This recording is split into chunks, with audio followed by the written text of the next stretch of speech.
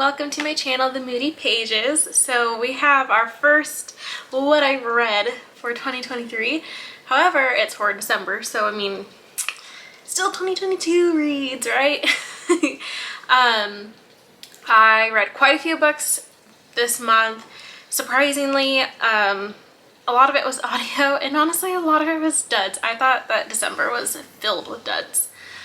So, okay, so let's go ahead and get into it. I'm gonna kind of like scoot maybe so I can put like the graphic up here or something. We'll see. And it's raining outside if you can't hear the relaxing rain. So I have like my ring light out and I don't know how the lighting's gonna look, but I'm excited to tell you guys about this month. Okay, so I received an ARC for December, and I didn't finish the book in time and submit my review in time. So what an ARC is an advanced reader copy. The author gives it to you, or the publishing company gives it to you in exchange for your thoughts. And I got the book Baked in Love, and this was like such a cute contemporary romance book, but it was holiday. Like, to me, this was a holiday book for sure. It was about the single mom who has a son that has a lot of health issues, and she's finally moving back home, and the person that's taking her home is a family friend, and he's single and she finds him attractive, and so they're forced to take like this long road trip together. Her son already flew up with her mom, so it's just her trying to, you know, get along with this guy, and they hit it off really well, and they just have like, she's rediscovering who she is as a person, because like this whole entire time she's just been a single mom, stressed about like her son's health, yada yada. Anyways, I thought it was a very cute book. I gave it a 4-star. It was a very entertaining read. There's some light spice in there if you are about that life. Next book I read was book 2 of a series called, or the series is Once Upon a Broken Heart. So that's like the first book's name. And then the second book is The Ballad of Never After. I will be honest, I totally forgot what book 1 was about, so I went ahead and like re-listened to the audiobook, and then I was like, oh my gosh, I know what this whole entire book is about the whole entire time I was reading it. So it was like, I just wasted my time re-listening to the whole book. But Ballad of Never After, very good. Book 2, I feel like I can't really, like, when it's a second or, you know, not first in a series, I feel like you can't really go into these things because I don't want to spoil anything. I feel like sometimes the second book, like just the back of it, like the description, can like give stuff away. The next book I read was, oh, so sorry, I gave that one a 5-star rating because it was very good. The ending, and then my dog is just on one right now. Okay. So the next book I read was called The Matzo Ball, and this is by Jean Meltzer. This is another holiday romance read, except this one is Jewish themed, so that was super cool to read. Very different for me. I loved reading about a different type of community, and it was just really fun and wholesome and cute. This girl is the daughter of a huge famous rabbi, and she's like in love with Christmas, and she's an author for Christmas books, so she can't tell her family what she does because clearly, you know, they don't celebrate Christmas. And next thing that she knows is that her publisher is saying, you better write a Jewish romance or you're done. So now she's like freaking out, and then she realizes that her like childhood crush turned enemy because he broke her heart is throwing this big matzo ball, and she's like, oh my gosh, I can find inspiration there. So she goes ahead and like tries to get a little bit closer to him, like to get to the ball and yada yada. You can kind of figure out the ending from there, but it was really cute. I really enjoyed it, so I gave that a 5-star. Okay, this next book, Zodiac Academy, I read for our book babes, like our monthly book pick, and if you know, I bought the special editions of them without having read the series at all. But luckily I liked the first book. I gave it a 4-star rating. So let me tell you a little bit about this series book, just in case you don't know. It's pretty much a school for magical creatures. So I liked it mainly because I saw so many comparisons with Harry Potter, and like, but on steroids. And like, you got your magical creatures, which I liked. You have your fae, and you have powers, like elemental powers based off like the 4 elements of the earth. And then you also have like romance in here that's slightly steamy, but not really. Like, it's just light. But anyways, the book was really good. Like, it was good, but the boys drove me nuts. I could see why people give up, because honestly, those boys are terrors. They're like, this is college, but they act like they're like a freshman in high school. They're just so immature, and it drives me bonkers. But the girls are like super strong. Like, if you need a strong female lead, it's the Vega twins. So anyways, gave that one 4 stars. The next book I read was Witch Haven by Sasha Payton Smith. I gave this one a 3.5 stars. It was very atmospheric.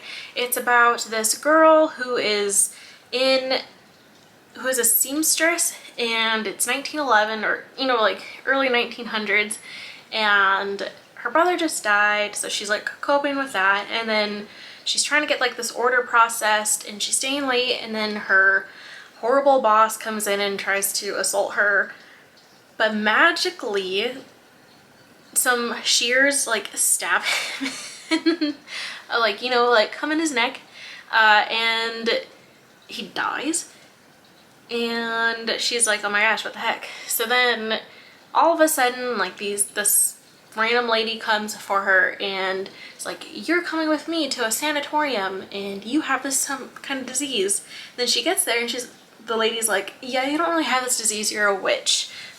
This whole thing is a witch haven, like a school for witches. And it kind of just goes from there.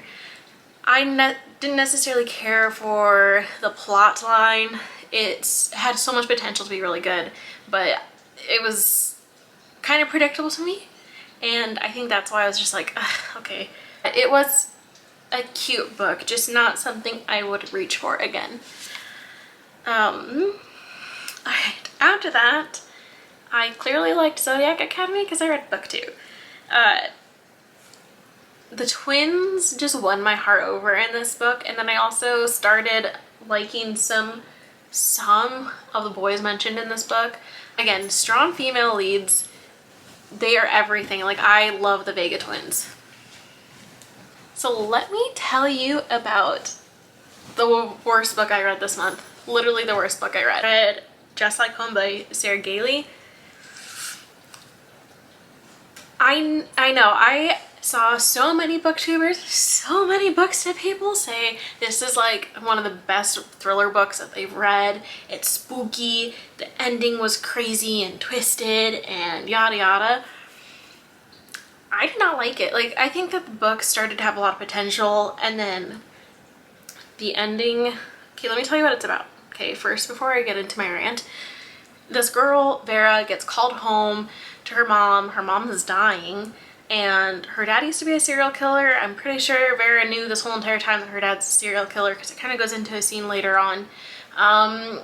But really, like, then you can't really go into it because then you're going to give away the ending. So the house is haunted, and then there's a guy that she knows, and that's taking over the deed of the house after the mom passes away, because the daughter pretty much cut ties with the family, and he got the mom to like give the deed to her, or to him.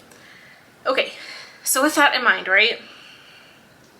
To me, the ending, so this book started out really good and it's starting to have some twists in there, but then the ending was starting to like come closer, and you're kind of like, okay, how is the author going to wrap this up? And then Goodreads says paranormal, okay? Paranormal. To me, the ending was fantasy-like.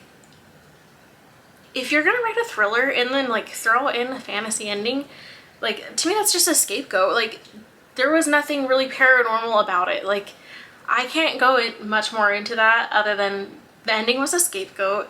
It's not paranormal to me. That is my opinion. Okay, so then after that I also read another dud. Not that much of a dud though. So I read Plum Pudding Murder by JOANNE FLUKE. This is a cozy mystery and I did like some bits and pieces of it, but it was just, I don't know, very slow paced. There's like other plots within this, like the mom's attending a business class. They think that her best friend's mom is a shoplifter, but like, so there's like so many different little subplots within this and on top of the murder. And I think because this is like book 12 in a cozy mystery series, you can read it as a standalone, which I did, but I think I missed some character development that would have helped earlier. Like had I read some of the earlier books, maybe that might have helped. I would give another mystery try, like of hers. I love that there was recipes included. Like almost every chapter would mention something and then there was a recipe, which was awesome. I really liked it, like liked that aspect of it, but it's just slow, like really slow paced. Not the best cozy mystery I've read. So I gave it a 3-star. And then I listened, oh my gosh, the next book I listened to was Ghost 19 by Simone St. James. This was such a good book. I personally love Simone St. James. Like every book I've read of hers so far is just amazing. And the audio like translates so well. She usually has like dual POVs or like time jumps, and it translates well into the audiobook, which typically for audiobooks that doesn't happen. But this one worked really well. And this is kind of based in I think it was 1959. This actress is kind of like a failed actress, and so she's like very dramatic about everything, and then on top of this she has agoraphobia and is like hearing voices in the house. And yeah, it's really good. It was only a 3-hour listen, which is crazy. This only came out on audiobook, and I don't know if it's since been published as a paperback, like, you know, like physically, but I know it was in the works. Okay. We're getting to the end. I read 14 Ways to Die by Vincent Ralph, and this was a 3.5 stars for me.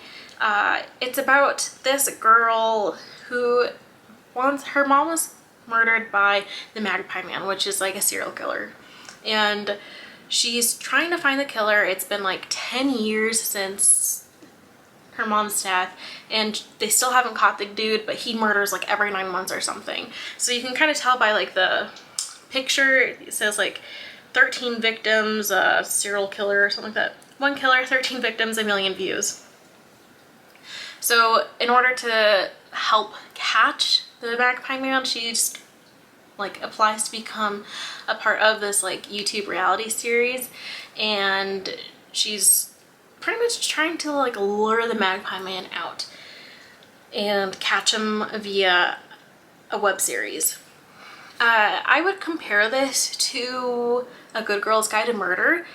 That series is pretty similar. However, I think the difference with this is that 14 Ways to Die reads a little bit younger, mainly because you're actually in high school, like witnessing, experiencing her going to school and being a part of school. It mentions even like the grades that they're in and yada yada. As for A Good Girl's Guide to Murder, she is starting a podcast, but it's like for a senior project, and I think it's to like get into oh gosh, what is it called? College.